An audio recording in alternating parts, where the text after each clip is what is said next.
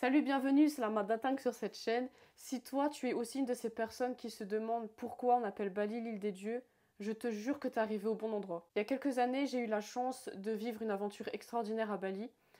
J'ai été mariée à un Balinais et j'ai plongé littéralement la tête la première dans la vie locale, dans la communauté et dans le mode de vie fascinant à Bali. C'était une expérience très compliquée et très dure et avec des circonstances très compliquées, j'ai dû rentrer en France et quitter Bali. Malgré tout, mon amour pour Bali n'a pas cessé de croître. J'ai jamais pu oublier ces odeurs, cette énergie, cette culture, ce mode de vie et surtout l'amour inconditionnel que j'ai pour les habitants et les locaux. Je suis retournée à Bali pour explorer davantage l'île et pour y vivre différemment, à ma façon, d'une autre façon, mi-local, mi-expat, et pour découvrir et apprendre des choses que j'avais pas encore complètement appris à l'époque. Et j'apprends toujours plus.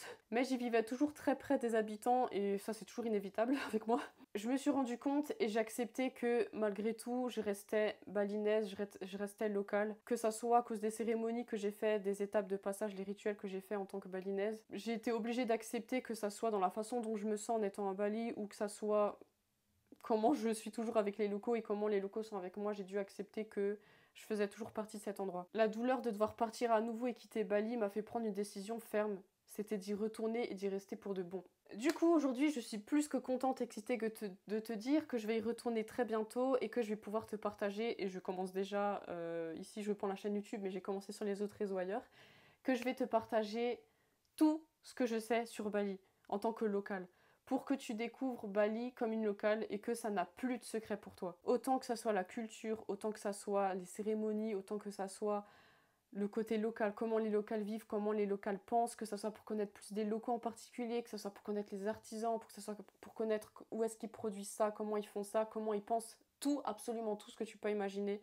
Mon but, c'est de te le montrer. Du coup, à travers mon contenu, mes partages, mes guides, parce que je propose aussi d'être guide sur place pour pouvoir te montrer les choses en face, la culture en face avec les locaux. Parce que je travaille aussi en étroite collaboration avec les locaux et c'est important pour moi que ça soit en faisant les guides touristiques, je travaille avec eux du coup. On le fait avec eux, on va les rencontrer, on va faire des activités avec eux, ou que ça soit avec ma marque que j'ai à côté parce que je travaille avec des artisans. Mon but, c'est de montrer sur place si tu veux, ou justement à travers mon contenu, mes partages, les lives que je ferai. Tout ça, c'est mon but de te montrer, de te faire connaître l'essence même de Bali et le vrai Bali. En mettant en lumière ses traditions, sa culture et surtout ses habitants. Et du coup, comme je le dis, en soutenant la communauté et les locaux, parce que je veux aussi les aider avec des revenus reversés à côté pour eux, parce qu'on le dit pas assez, mais Bali a besoin d'être soutenu. C'est pas parce que c'est tout beau, tout flamme, tout beau machin, qu'ils ont pas besoin d'être soutenus. Rien que ça soit pour que Bali arrête d'être dénaturalisé, que Bali reste ce qu'elle est en fait. Et pour garder leur mode de vie unique et au moins juste leur culture. Du coup, mon but est simple, partager tout sur Bali, tout en y vivant et en honorant le patrimoine, les habitants et leur culture, pour que l'île des dieux n'ait plus de secret pour toi et surtout que tu saches pourquoi Bali est appelée l'île des dieux, parce que c'est vraiment pas pour rien. C'est vrai, c'est véridique, il y a tellement de choses à savoir et tellement de choses encore inexpliquées. C'est pas pour rien qu'on l'appelle l'île des dieux et elle est pas placée là pour rien non plus aussi. Donc mon but c'est que tu comprends pourquoi on la nomme l'île des dieux et que tu le ressentes vraiment. Donc si tu peux venir, c'est encore mieux. D'ailleurs, je serai là pour te montrer en plus. Pourquoi l'île est l'île des dieux et qu'elle n'ait plus de secret pour toi. Que tu saches comme une locale pourquoi c'est l'île des dieux et que tu le ressentes et que tu le comprennes.